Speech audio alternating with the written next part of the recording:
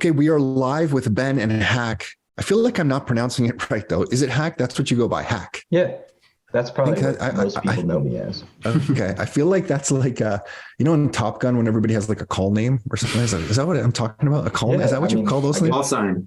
Call sign. What it is, right? I mean, on the internet, right? When you've got like an anonymous moniker, I guess it is a call sign.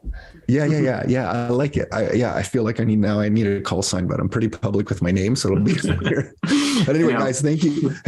Yeah, thank you both. Thank you, Ben and HAC, for doing this.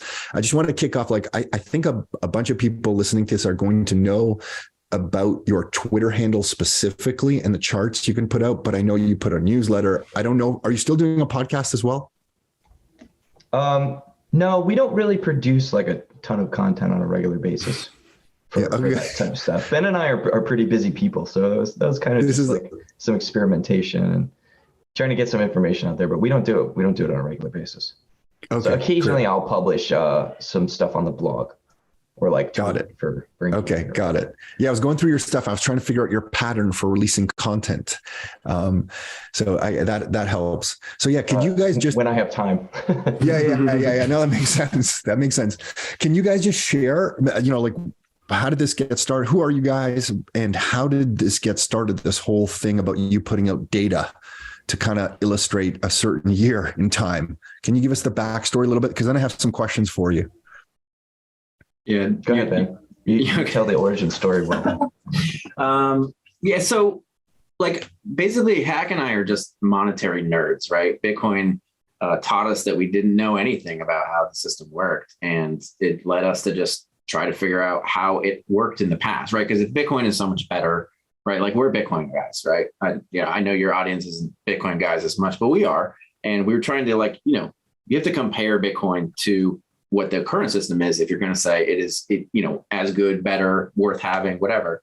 So that led us to if like Bitcoin is like gold, right? Is like a comparison a lot of people make. So then what about the gold standard? Why do we go off it? When, how did that happen? All that stuff, that rabbit hole took us down Wikipedia pages, and we'd start finding these charts and stuff. And it's like, if the hypothesis is that Bitcoin is better and that the gold standard was better, right? You talk about, central banking on your show, then when we went off the gold standard in 1971, things should have gotten worse. And like, literally, if you go look at the Wikipedia pages around the Nixon shock and, Bretton Woods agreements, some of the charts that we have near the top of that page are directly from those pages. And that kind of like led us to kind of ask the question, like, I wonder if there are more. And we kind of like dug and found a few more of these things. And HAC and I like to argue with people on Twitter. I don't know if you've ever seen the XKCD meme where he's like, honey, I can't come to bed. There's somebody wrong on the internet.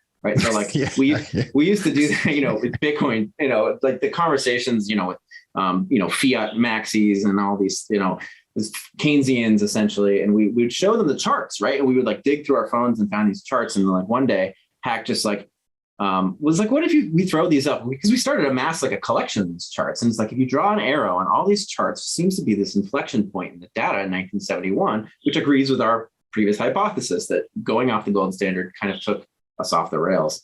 And that's really it. I mean, HAC had the idea to ask a question at the top and just put the charts in zero explanation.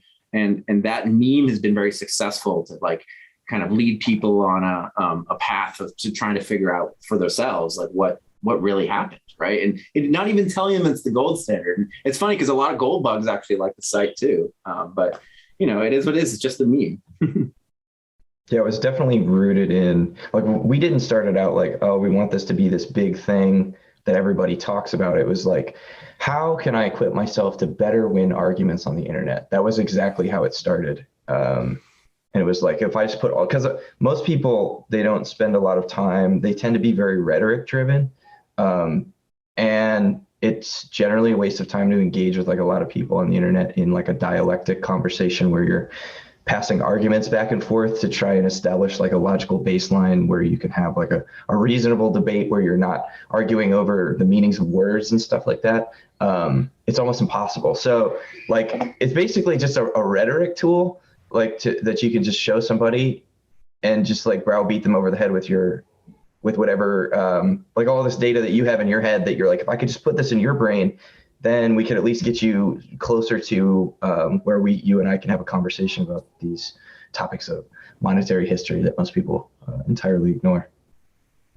Because you guys went down this rabbit hole, and kind of admire you for doing that. I think a lot of people don't do that. You guys went down it. It sounds like pretty hard. Where are you today? Like we don't have to rehash it all. A big part of our audience is going to understand some of the economic silliness over the last, since 1971. But where do you guys sit today? So now you discovered Bitcoin, you understand coming off the gold standard, kind of did what it did. Income hasn't kept up with asset inflation and all this kind of nonsense, destruction of the middle class. We actually wrote a report called The Destruction of the Middle Class. That basically, we didn't look at the data in exactly the same way as you. We just looked at it kind of over time. We didn't pick 1971. We're like, look what's happening. Look what's happening in the US. Look what's happening in Canada. Like, it's just crazy. Where do you guys sit today? Like, are we headed on a path that things will get materially worse over the next few years? And then do we come out of this? Like, what's your thinking today? Where are we headed? So I know you've always been looking back at 1971. I guess now I want to ask you, where are we in like 2031? Where do you guys feel we're headed? I'm curious. Think if you study the history of monetary economics, you'll find that monetary policy is, by and large, maybe with a few exceptions, always downstream of fiscal policy. So in layman's terms, what that means is the more money the government spends, the more they have to debase the currency, because the government ultimately has to pay for the things that it purchases. And governments don't produce anything, so they have to do it in one of several ways. They can either raise money through taxes, which tends to be very offensive to their constituency. They can borrow the money from investors, private lenders, central banks, or rather, they can debase the monetary supply and issue new notes into circulation and take advantage of that seigniorage that they have by being the first ones to spend that freshly printed currency. Historically, they've engaged in combinations of all three. But what you see now is really, especially since 1971, like post-Bretton Woods era, a massive acceleration of fiscal deficit. And that fiscal deficit is driving monetary expansion that I would say is fairly unprecedented, simply because the US dollar is global reserve currency. And all of these little microcosms of hyperinflation that we have throughout history are really a drop in the bucket compared to I would say like the real value of dollars in circulation, and what they can purchase and the amount that currency supply is increased on a yearly basis. I think that we've only ever seen hyperinflation in like very not controlled, but in microcosms, right? In like small nation states, but never on a global level like this. And it's playing out a lot differently than, Weimar Germany hyperinflation, for example, where they printed all this currency and the price of shoes went from 2 marks to 20 million marks in like 2 years or whatever. Things are playing out differently just because we're on the global stage right now, and there's a lot more wealth involved. There's a lot more variables at play. But you can't look at the fiscal policy and say that you're going to expect anything is going to change. Like, I think the United States government just unanimously pushed through, what was it, like a $2 trillion spending bill? It's like throwing money into the wind. And there's no plan to put in place any type of like regulatory control on the government's ability to just infinitely expand the debt until they can't. And they will continue to do so as long as they have the tools to manipulate the monetary environment and allow themselves to do it. Yeah, it's funny because, HAC mentioned there's like 2 tools, like they have the fiscal, and then they can issue debt, or they can deficit spend. And then he kind of corrected himself. He kind of tripped up, and then he kind of said, but they're like, these things are like so combined now because of the incentives of fiat money that essentially there isn't much difference between the two. And it's like something I've debated back and forth with HAC actually, but like the point is that because of this way the system is designed, the incentives are such that the government is spending the way it is, right? So it's not just like it's like WTF happened in 1971. It's like, did we all just get worse at managing money? No, the incentives changed. I think that's the biggest point. So I'm going to try to like get to actually answer your question, but like this laying the fundamentals for our reasoning, I think is probably important. But that, you can't really change that. You can't go back. You can't convince people to now use austerity to be smart, right? To like not spend too much. And on top of that, like it's not even a problem of willpower. It's that the system is like has built itself as house of cards, where because of the inflation that was extant, even for 200 years or whatever, there's all kinds of different inflationary and deflationary vectors. But like because of the inflation that we've experienced the last few centuries, that has led to us taking on more and more debt and having less and less savings, just on every single level of society, from the individual to the corporation to the government. We all have literally too much debt. We can't pay it off. There's more debt than there is money, all this stuff. That problem is so impossible to solve, without just like absolute catastrophic blood in the streets, just worse than 1929 Great Depression stuff, that there isn't like even me sitting around saying, I have the big red button. I can change any rule. I can change every government. Like there is still no easy way to solve the problem, because the liquidation of, as HAC would say, the liquidation of malinvestment must come. And that's very painful. So as far as like, where are we going, right? Like, how does this play out? Now we have Bitcoin. It exists, right? It's a technology. It's out there. You can't get rid of it. And you have this government beast that has to continuously expand debt, expand money. Otherwise, the system collapses. Like 2008, as soon as they stop lending money, boom, it collapses, right? Like that's the fear. Mm-hmm. The way I really see it playing out is Bitcoin has to get bigger. It has to get bigger before it can get bigger. It has to build liquidity before large actors like governments can start to use it, like huge corporations, like, entire countries can start. El Salvador is absolutely tiny country and they barely use it. It's Bitcoin is still so small. It's getting significantly bigger. It's, if you count base money, it's like, it was in the, I actually don't know where it is now, but it's in the range of between like the 7th and 12th largest currency in the world from a base money standpoint. So it's not tiny, but the problem is it doesn't have the liquidity. People don't transact with it. In the United States, for example, people don't transact with it. I think the main reason is because of the tax reporting burden. Otherwise, I would use it more. At least the Bitcoiners that exist, right? I'm not saying the rest of the people. But money has to be transacted all the time in order for it to have the liquidity of money. It's a medium of exchange, right? A widespread medium of exchange. George Selgin would be very happy to hear me say this right now. But the point is, I think that just keeps happening. Bitcoin just keeps getting bigger. Look at what's happening in Nigeria and Africa and Argentina and Lebanon right now. Did you see what just happened in Lebanon this morning? There's a headline that said the Lebanon Central Bank comes out and says, within the month, we're going to devalue our currency 90%. Take 90% of your savings. This is absolutely unfathomable to folks in the West. Take 90% of your US dollar savings or your Canadian loonie, whatever you Canadian bucks, what you call them. Sounds good. Yeah. Take 90% of that and just wipe it out over the next 2 weeks. Like that, I cannot even imagine this. And I think about this stuff all the time. So Bitcoin is going to increasingly be a tool for folks like that. And what's great about Bitcoin is it gets bigger, it gets more liquid, it gets less volatile. And a lot of the criticisms that people, I can't hold it, it's too volatile. What do I do? Mm-hmm. My stocks are super volatile, but don't worry about that. I can't hold that Bitcoin stuff. That becomes less and less of a problem. And the rest of the fiat world gets kind of crazier and crazier. I think it's like the Trojan horse. It just kind of, it gets bigger and governments continue to laugh at it. And they mess around with their silly CBDC experiments while Bitcoin just becomes completely unstoppable. And I don't know what the transition, transition looks like, but. So then I just want to throw something out at you. Interesting your thoughts then on this. First, I just want to say that the saddest thing about the whole system for me right now is that we have so many smart people engaged in activities that they shouldn't be engaged in because they are trying to protect their wealth. Like if you just look at the financialization of the economy, there's so many people. We could even take our own business.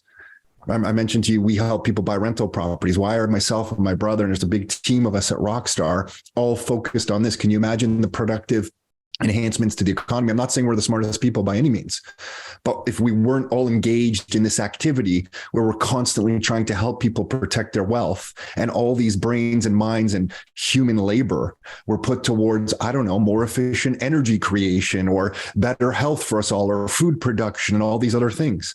Like, it just astonishes me that so many of us are engaged in activities that we shouldn't really be engaged in, that are a byproduct or a second order effect of the system that we're in. It's kind of like, it's a little bit sad. You know, how many people in the US just go into like Wall Street, into like the financial industry, and really like, what the heck is going on? So I have a question for you. Sometimes I think Americans don't see the inevitability of Bitcoin as well as people outside of the US.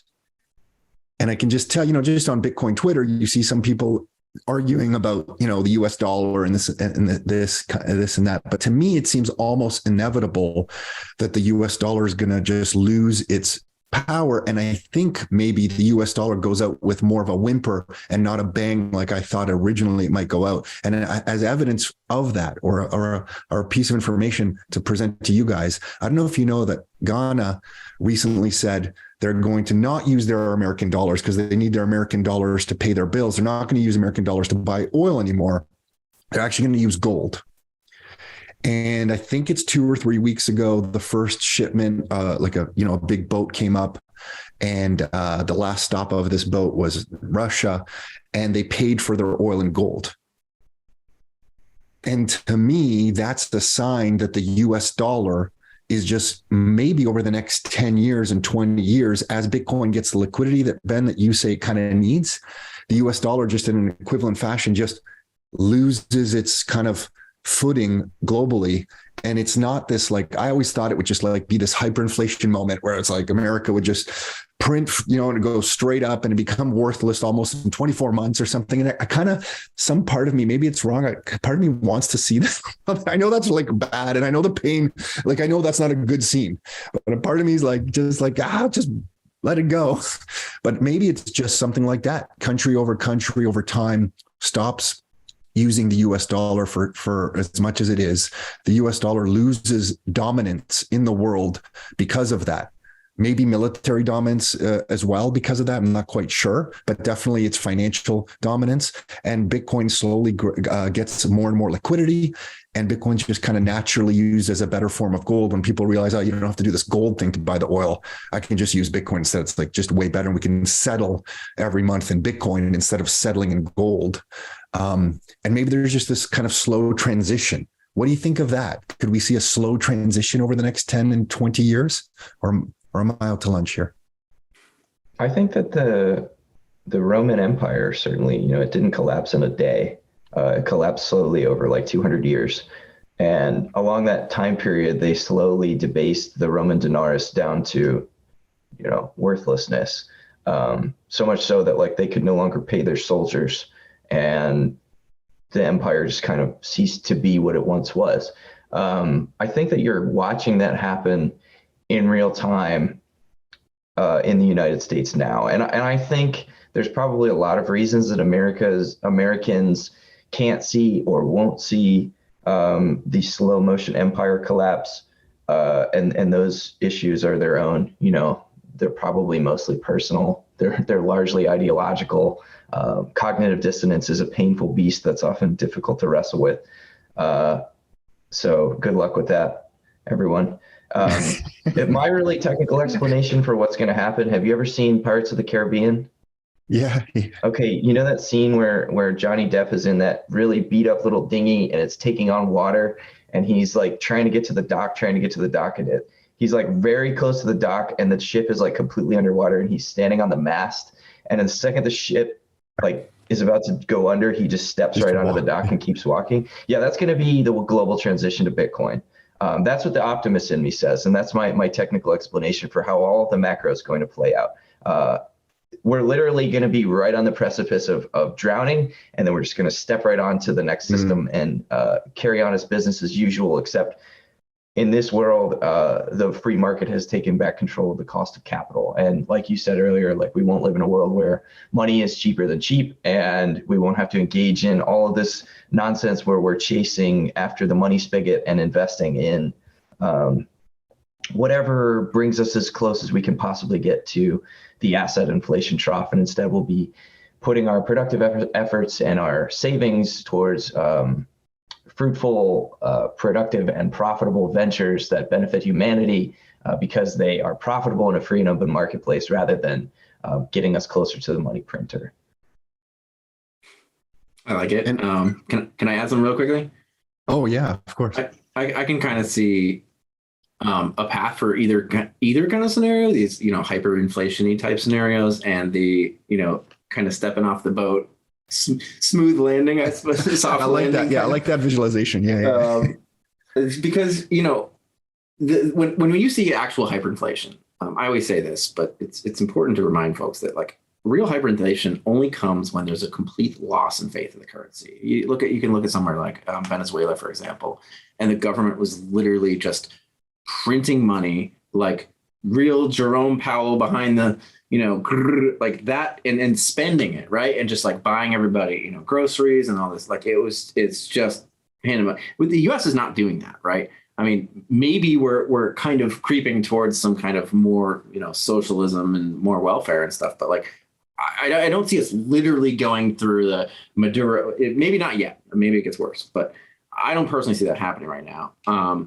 So that case is rare, but there is the possibility that kind of just with the global connected world, people kind of realize that Bitcoin's happening, and that happens in a quick way. I don't think that's likely that all of a sudden everybody's like, I don't want dollars, and they just buy Bitcoin, like, and then Bitcoin goes to $1 million like in a week. I don't see that happening. It could, or $10 million, right? Like I do. I think it's going to happen. It could. It could. I'm presenting the kind of the slightly other side of this case, is that as I think if it happens more slowly, that as you pay off dollars, as you pay off dollar denominated debt, you actually destroy dollar denominated credit money, and that is actually deflationary.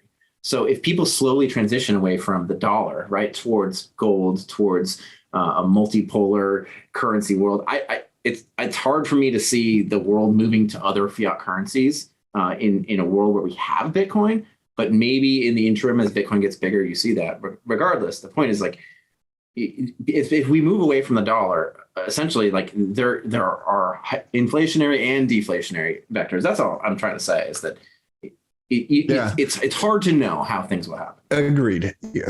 Agreed. It is interesting to see the liquidity of Bitcoin, to your point earlier, increase like with things like Nostra that I didn't even know about, I don't know, 4 weeks ago. And now, there's like lightning invoices popping up on this distributed, decentralized social media platform. I don't even know if I'm describing it properly. And so the liquidity could kind of just show up like, how like GPT kind of came out of almost nowhere. Like AI was advancing, and all of a sudden this website comes up, and then everybody was like using it overnight, including my son and all his friends at university. Who are like all doing their essays and everything on all this kind of stuff. I don't know if I should be saying that or not, but that's what did happen. And I just wonder if there's a moment where it's like creeps and there's just a little bit more, and then HAC, to your point, like it's just like, boom, it's just this switch. It's just fascinating to me. But just hearing what you guys are saying to me, I'm sitting here thinking about you two, and it's like, how long have you guys been into Bitcoin? And is this something you discovered like 3 or 4 years ago, or longer, or? About 4 years. We heard about it really early on, but we didn't actually get into it until probably the 2017 bubble, right? Yeah. Got it. But if you think about it then, and what people were talking about Bitcoin in 2017 or in 2015, they probably weren't having the conversations that we're having just now in 2023 of like, oh, how's this transition going to be? Almost like we're taking it for granted. Like, listen, the transition's happening. Like, how's it going to be? So in another that was 5 years ago. I'm just thinking in the next 5 years, like, where is our conversation going to be morphed then? Right? Because that's a pretty big change from 2017 to 2023. to be fair, both Hack and I have been this bullish for quite a while. Although Yeah, okay. I do agree that we have changed maybe the way that we're saying it over time. Yeah, but maybe there's more of us like on board with you having those conversations now. So here's the thing.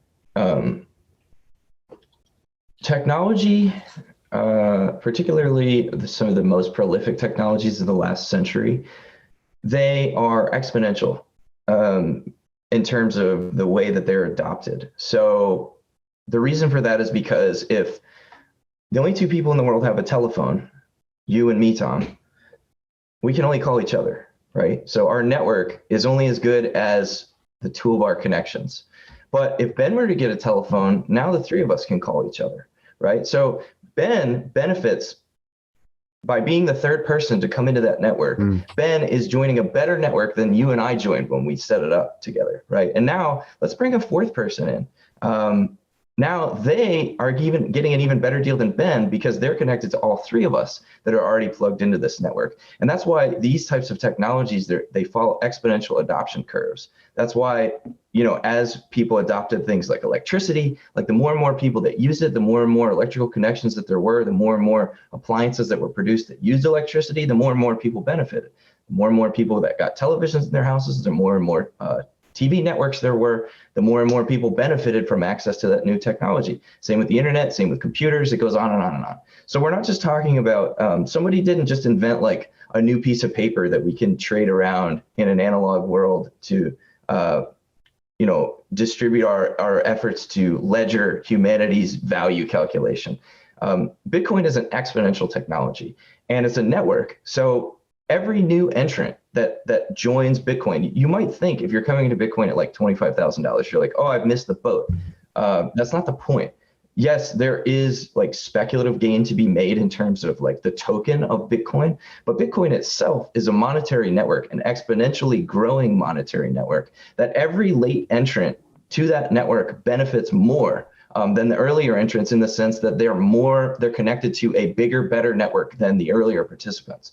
The earlier participants are rewarded for being there earlier in terms of the speculative gain on the token, but any late entrant like to the network itself is benefiting from the exponential increase. And what you see with these technologies throughout history is that they follow S curves in adoption. So like at the beginning, it looks a little rocky, everybody's a little skeptical, and then all of a sudden everybody uses it. It's just like you said with the GPT thing. Like if you were following AI for the last 20 years, GPT-3 did not come out of nowhere. But if you aren't paying attention to AI and suddenly everybody's using it, because why wouldn't you use it? Who doesn't use it to write their term papers? There you go. I mean, that's an example of an S-curve adoption. And I think that Bitcoin, people drastically underestimate the magnitude to which Bitcoin is changing and will continue to change the world because money is one half of every transaction. And everybody needs it and everybody uses it. Even if they don't understand it, they don't know why they need it and why they use it, they do, and they will. And they will opt into better technologies and they will do it at an exponential rate. And Bitcoin is a deflationary asset, so there's only so much of it to go around. So the fiat denominated price has to go up drastically, especially as the S-curve adoption happens.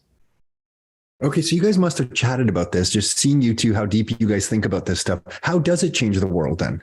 What do you think? Let's just assume, like, to me, I foresee a pretty bright future. It might be pretty rocky between here and that bright future. But what do you guys think? How does it change the world? I heard, I think Francis Poulet, I think that's his name, the founder of Bull Bitcoin, talking to John Vallis recently, and he said that Henry Ford changed the literal physical world with his invention of the car, because the invention of the car actually made roads and highways. So like his idea for the car actually changed the physical world. And I never really thought about that way. I thought that was a really cool way to think about how ideas can actually shape physical reality, right? He came and created this car, it changed the physical world. How do you guys think Bitcoin will change the world? What do you foresee? You guys must have these conversations and I want to know about them. What are you guys doing? What are you guys saying to each other back and forth? We used to chat like pretty much every day, and we hammered these ideas so hard that most of like what we say, we just kind of already kind of know. But like, I think the world as we know it today is built in such a way, like we we enjoy so many luxuries of, look around, everything in your house is built from specialization and mutually beneficial exchange.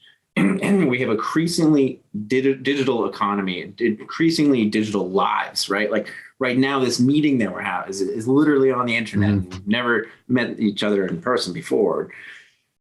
Being able to transact value with anybody in anywhere in the world at any time, and almost costlessly, infinitely programmatically, like open source, innovation on the actual medium of exchange itself.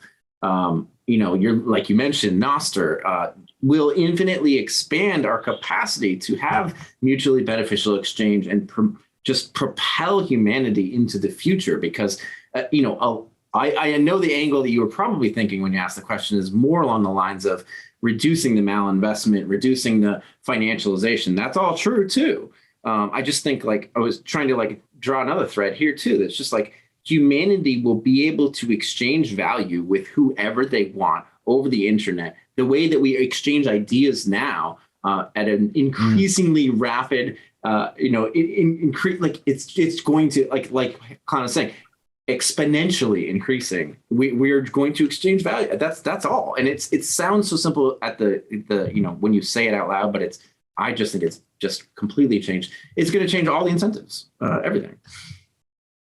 It's so hard to transact with somebody like in Africa or whatever, that's. Well, just you saying this, I feel like it's really going to change things because, for example, we have a condo in Croatia on the coast of the Adriatic Sea, and we're in the middle of just getting some custom mill work put together there. My cousin's helping us out, bringing the contractor in, and to pay that contractor, I can't tell you how difficult it is. I have to go to the bank here. We all know the wire story, but I basically have to beg for my bank here to wire money to Croatia. I am Canadian dollars. I have to wire in euros. Until this year, they actually used the kuna as the currency there. So then they had to take the euros and change it to kuna, take it out of the bank. They don't use bank drafts there. Take it out of the bank and then pay this, drive to the bank, get that, then pay the contractor.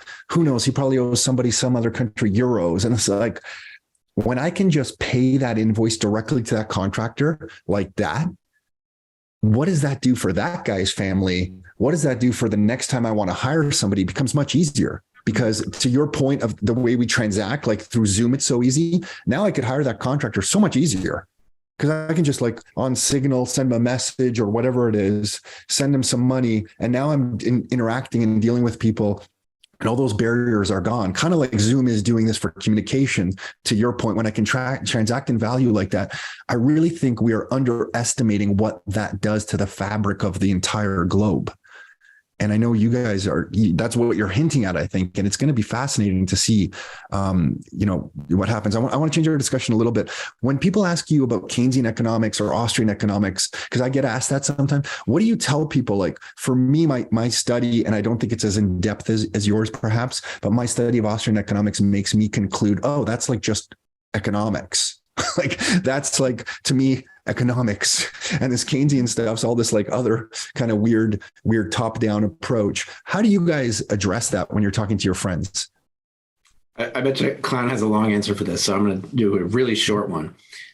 Just tell them to read Economics in One Lesson by Henry Hazlitt, because the entire book is just a systematic dismantling of Keynesian logical fallacies that are the base layer of Keynesian logic, that they're fallacies. So that just destroys it. Ben, repeat the book name, please. Economics in One Lesson by Henry Hazlitt. Thank you. Great book. Ben's probably right. I could probably go on about this one. But it's really it kind of comes back to why we're here to talk to you in the first place, is because, I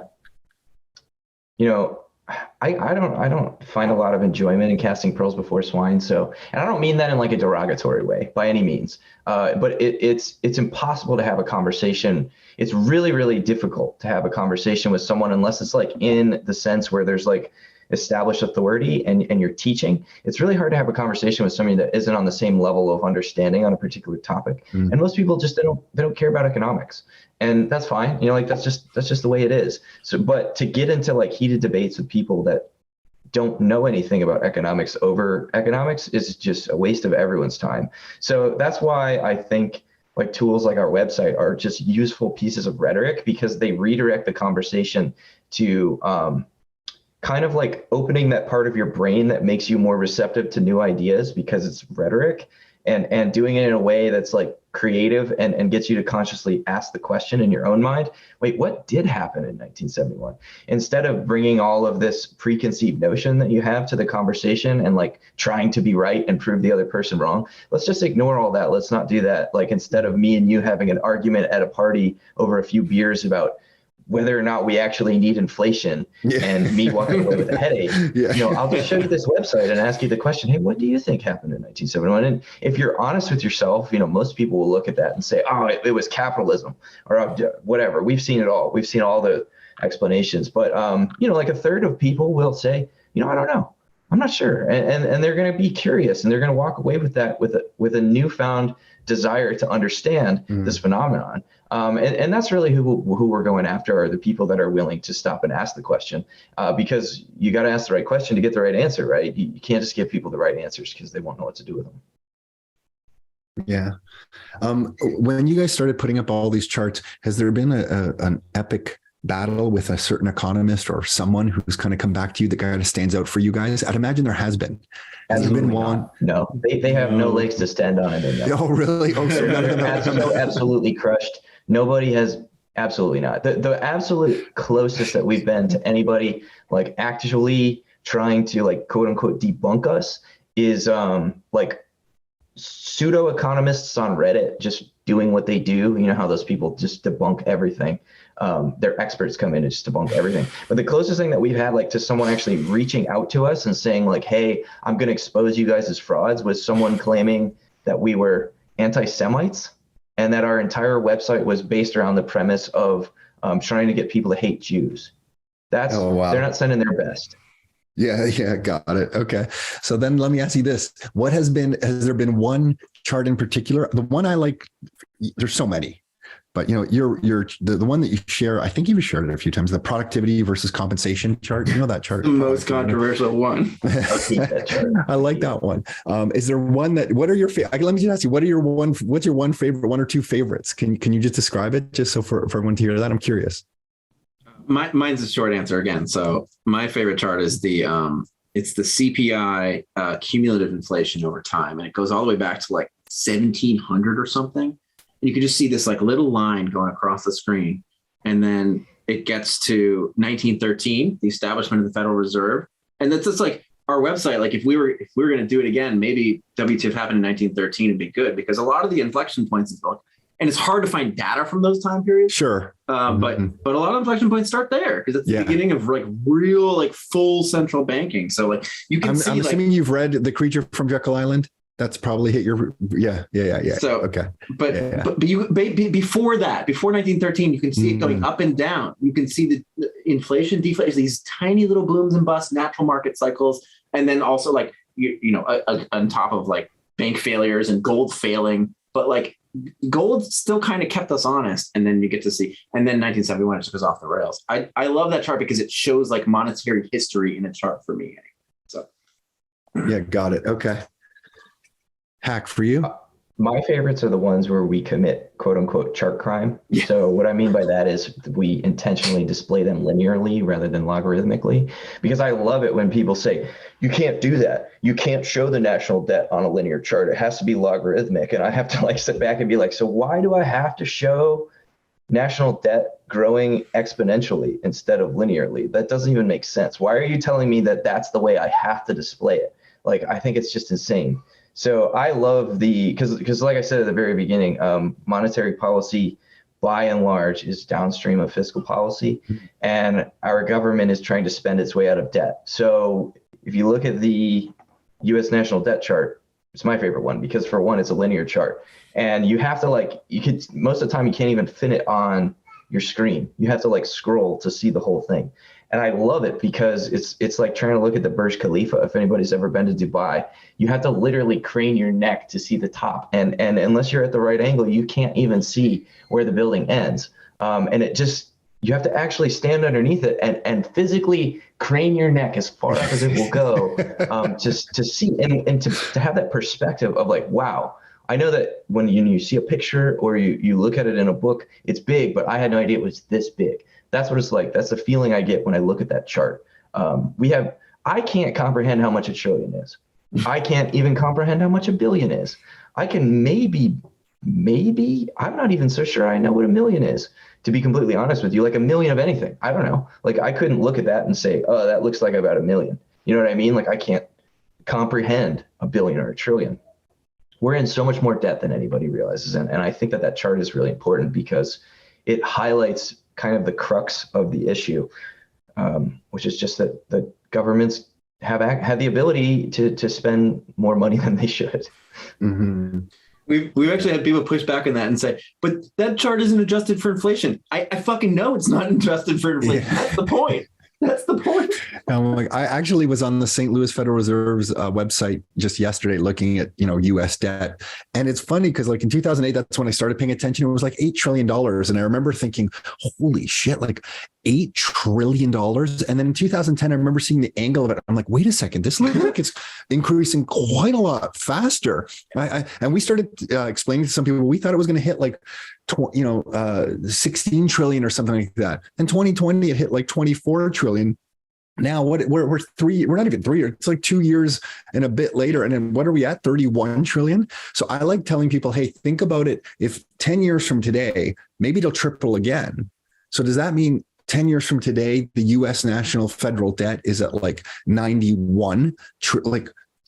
Is that where we're headed? Like if we are all sitting here today, is it 91 trillion or something? And if I'm off, is it like 60 trillion? Is that okay? And that's not even with the off balance sheet stuff. So it is fascinating. One other thing I like chatting about with people, you mentioned one of you mentioned deflationary before as like Bitcoin's kind of deflationary. And I kind of like that because I just feel that will produce bigger things in the world, better things in the world. Like if I'm going to separate myself from money that's deflationary, the jeans I buy or the building I buy or whatever I'm going to buy with my money is going to be good quality. And I think if you look back before 1913, some of the architecture around and some of the buildings that were created, like a lot of things look better. Even the picture that you guys share with the airplane. That picture you guys have shared on your Twitter feed, I think multiple times or one time at least, about how airplanes look before 1971. Everyone's kind of sitting there with nice suits on and stuff. It just seems like it produces better things. And part of that to me could be because it's harder to separate people from the money. So you better produce good shit. And I'm not sure that's kind of like thought about as much. Anyway, if someone's listening to this and this is all new to them, what would you encourage them to do next? Look at some of the charts on your Twitter feed. How does someone explore some of these concepts if this is all kind of new to them and they're just asking this question for the first time? Where would you direct them? My own journey, I would say you've got to read books. You've got to read real books, not books that are basically New York Times articles. Like you've got to read real books, like go read treatises. And if I know I already lost like 90% of the people listening, but it's what you got to do. If you really want to understand something, well enough to make sense of it, you've got to read real books. Go read Rothbard, go read Mises, go read HAC, go read, but start with something easy. Like start with like what Ben said, like Henry Hazlitt's Economics in One Lesson. Go read The Creature from Jekyll Island. Those are great books. Go read Atlas Shrugged. If you really need to read a novel, if you need something fictional and you just want to like get in the mindset of understand, I could probably rant for like an hour about objectivism and how it's wrong, but like that doesn't mean Ayn Rand didn't write a good book, right? So it's just read good books. Rothbard is my personal favorite author. He's led me to a lot of deep understandings of a lot of things that are really simple once you get them. And that's the thing about economics, right? Is that it's like, it's almost intuitive when you learn real economics. It's not like all this nonsense that you see with like the complicated math equations and stuff like that. It's really not that. It's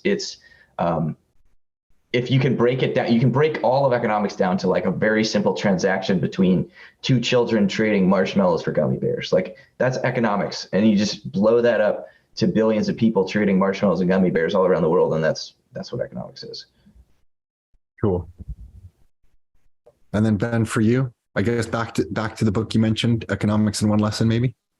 Yeah. So I think understanding the economics piece of Bitcoin is essential if you want to be an early adopter, because I think that is the way you'll get conviction. Bitcoin is a monetary technology. It is a new monetary technology. We've had previous monetary technologies, some of which have failed, many of which have failed.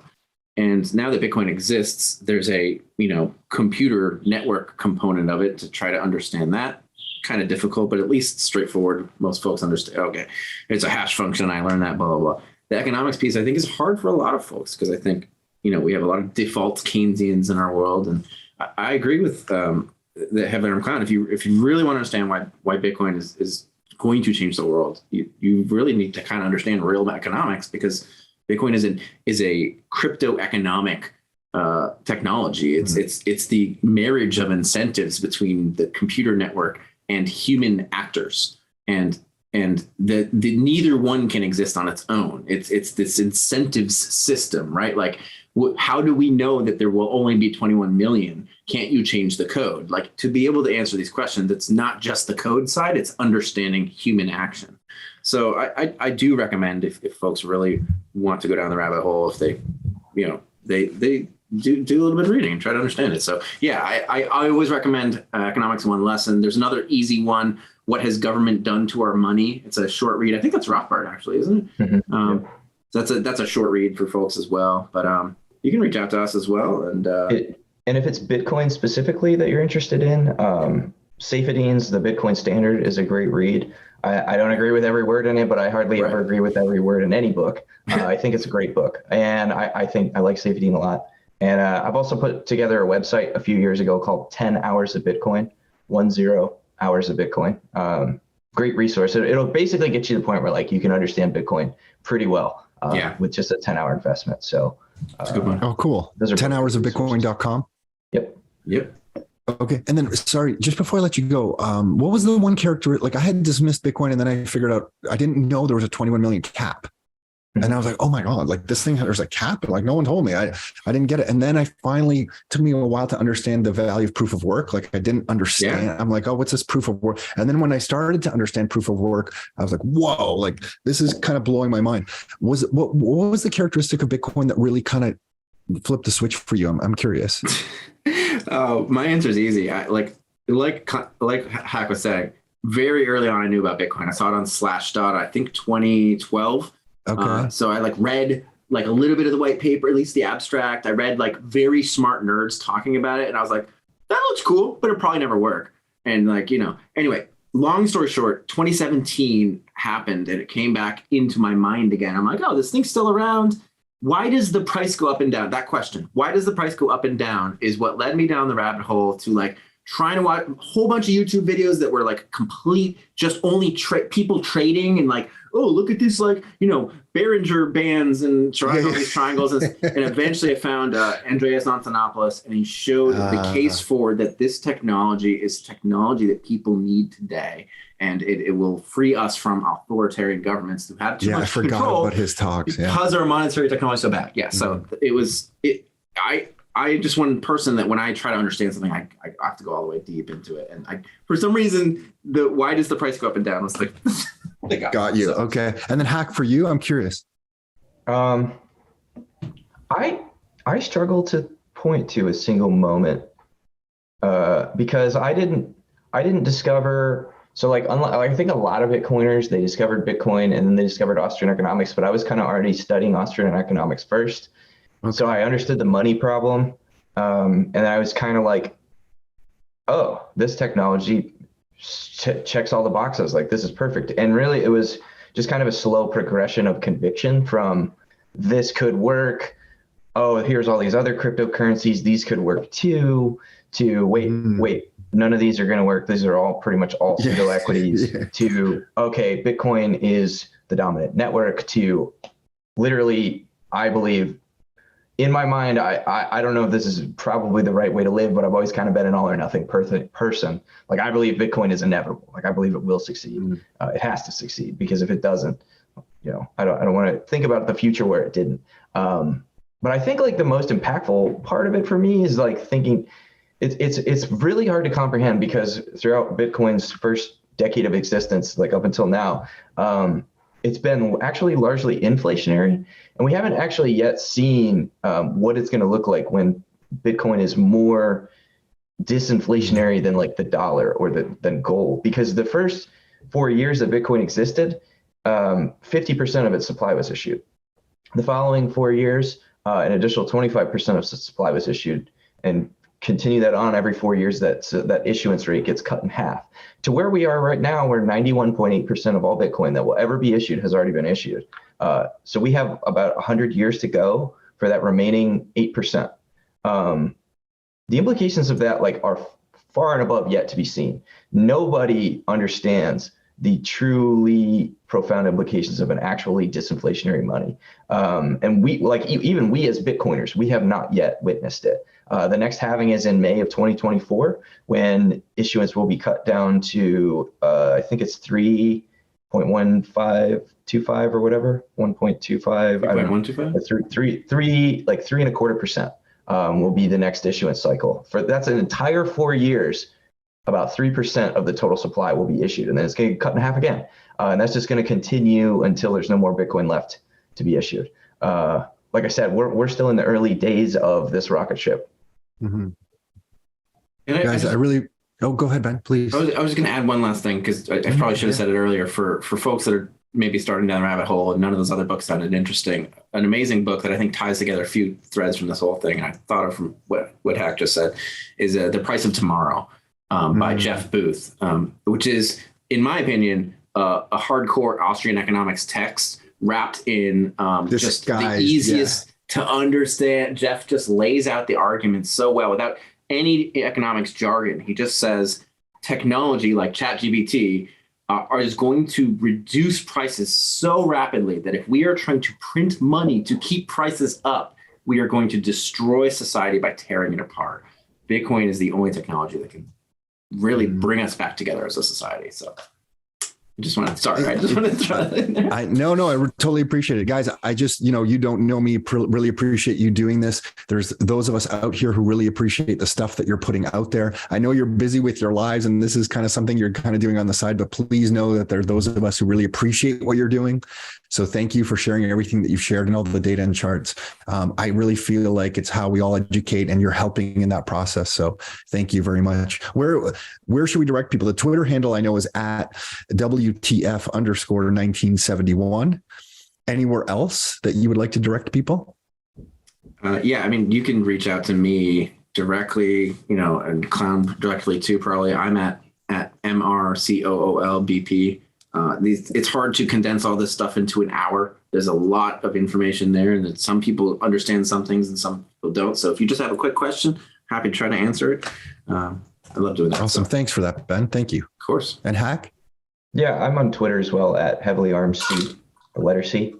Most people know me as Heavily Armed Clown, but you won't get a ton of economics discussion from me these days because I'm pretty focused on software engineering, because that's what I do full time. So, I'm happy to answer DMs or whatever. People hit me up with questions all the time on Twitter, so feel free. Cool.